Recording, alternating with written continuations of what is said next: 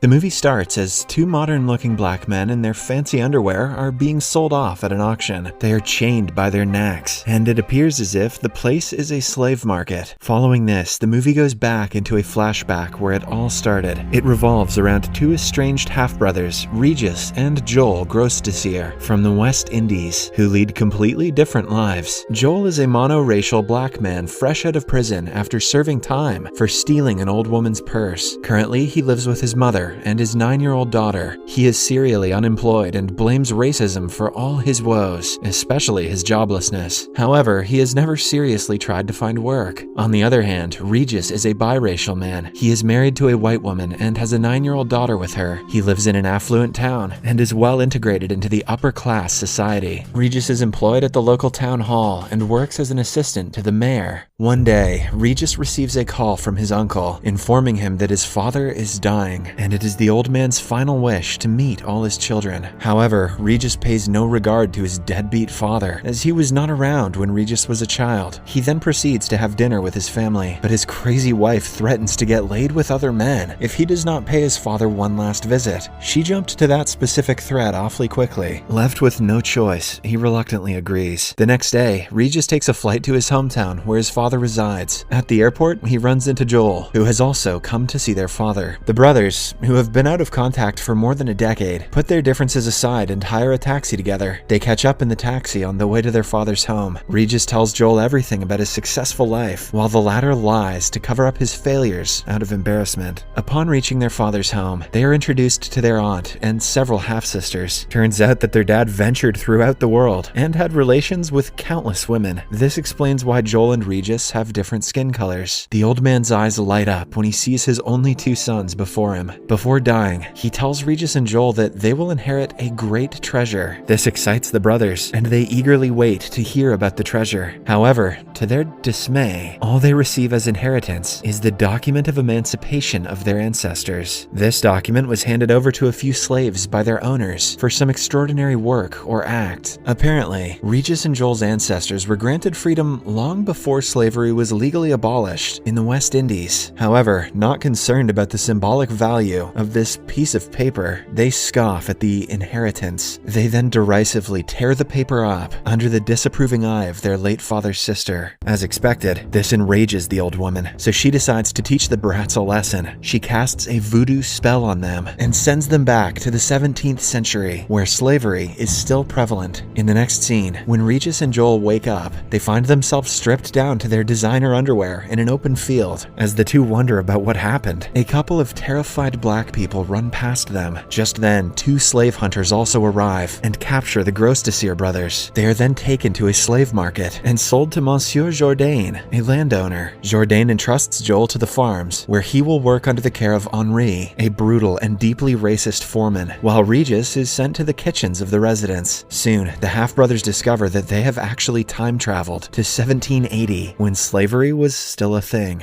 The next day, the slaves are forced to listen to a priest who reads them a fake Bible about how black people should obey the whites. But since the Grosdesier brothers are the only ones besides the whites who can read, they refuse to agree with the contents. Regis even surprises the priest by reading him a line from the book. Later in the day, Joel shows up late to the field and gets hit by Henri. Fed up with Henri's torture and behavior, Joel makes a run for it to escape the farm, but ends up hitting his head on a pole and knocking himself out. Due to his actions, he is scourged in front of everyone. That night, Regis is called to Monsieur Jourdain's office, where his ability to read is acknowledged. Jourdain praises him for being a smart slave, and gives him the privilege to control the other slaves with Henri. In the meantime, Joel is getting his wounds treated by a female slave, Rosalie. It has been only 5 minutes since they've met, but Joel has already started liking her. At an opportune moment, he leans in for a kiss.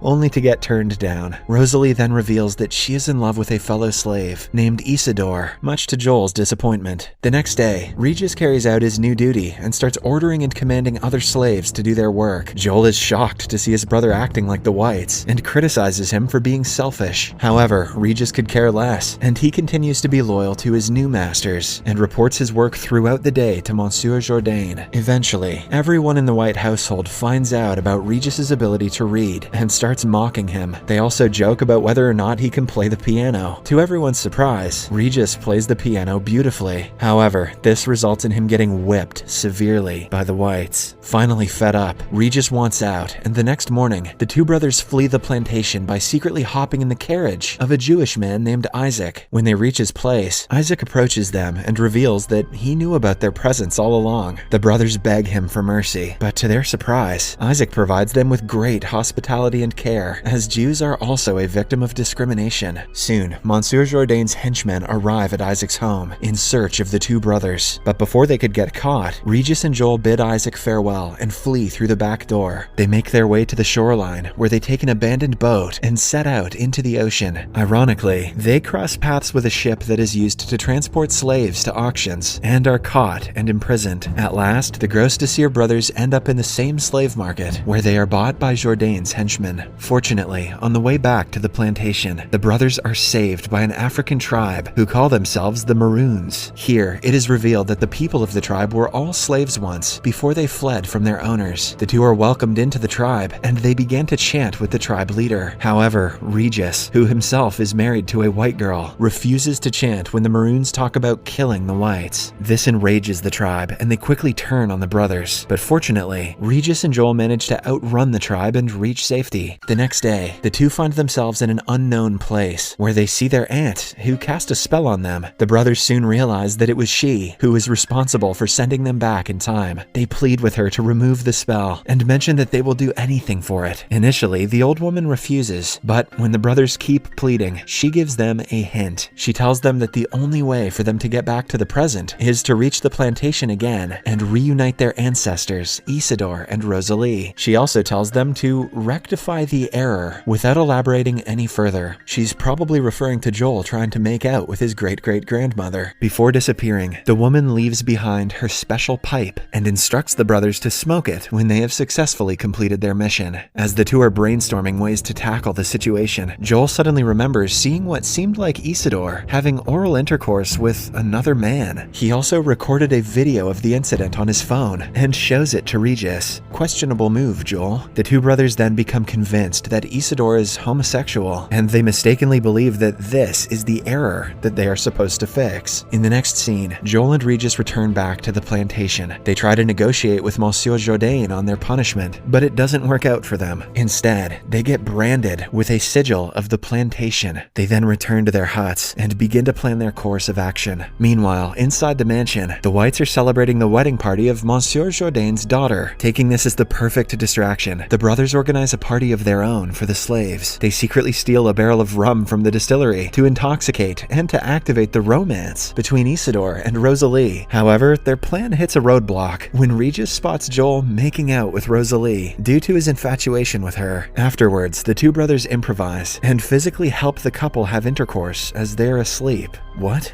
Once this is done, they're convinced that their mission there is accomplished. Believing that they can go home whenever they like, the brothers decide to take revenge on the whites. They then make their way into the mansion, armed, where they humiliate everyone. Joel kisses the daughter of Monsieur Jourdain, whereas Regis starts damaging furniture and even slaps a white man. All of a sudden, Henri barges into the room with a gun and threatens the brothers. Still, Regis and Joel show no sign of fear and proceed to use the pipe. Unfortunately, when they smoke it, nothing happens. It appears as if the magical pipe given by the old lady was replaced with an ordinary one. As a result of their deeds, they are locked in a cage and are condemned to execution the next day. That night, the brothers get emotional and start contemplating their life choices. Regis talks about his failing marriage, while Joel confesses that he is broke and jobless. After a few hours, as the brothers are still sympathizing with each other, Henri arrives and takes them out to the field where they are supposed to be hanged. However, right before the execution, Monsieur Jourdain's son, Victor,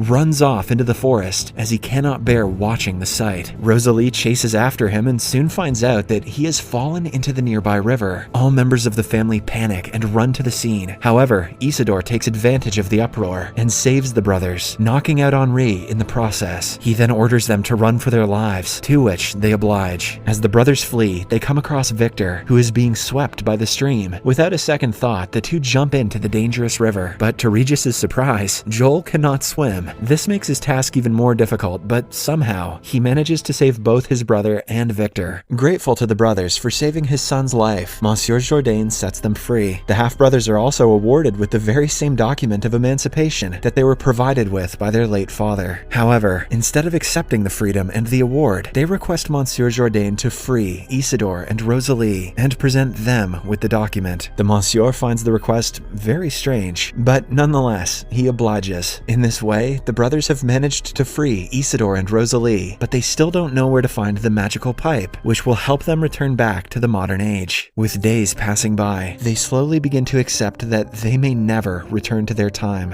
One day, Isidore and Rosalie wish the brothers farewell and leave the plantation with the papers. As the two watch them leave from afar, Henri approaches them and orders them to get back to work. He then takes out his pipe and starts smoking. When he tries to humiliate the brothers by blowing smoke in their faces, they suddenly disappear, much to the astonishment of Henri. This indicates that Henri was the one who stole the pipe from them. In the next scene, the brothers return back to the present, where they see their aunt beside them. When they see her holding the original document in her hand, Regis and Joel become relieved. Several months pass by. Joel finds a regular job on a construction site, where he still complains about his minimum wage, and that it has to do with him being black. Meanwhile, Regis returns to his work at the town hall. One day, as he is about to leave his office, he greets the mayor, who passes a racist joke. Regis, being no longer the person he once was, decides to stand up to the mayor before storming off. The scene then cuts to Regis and his wife, along with Joel and his mother, chatting in Regis's living room. The two agree that the adventure they had brought them closer as a family, but an argument between their respective daughters leads to the tearing of the document of emancipation. The movie ends as the two brothers run towards their daughters in panic.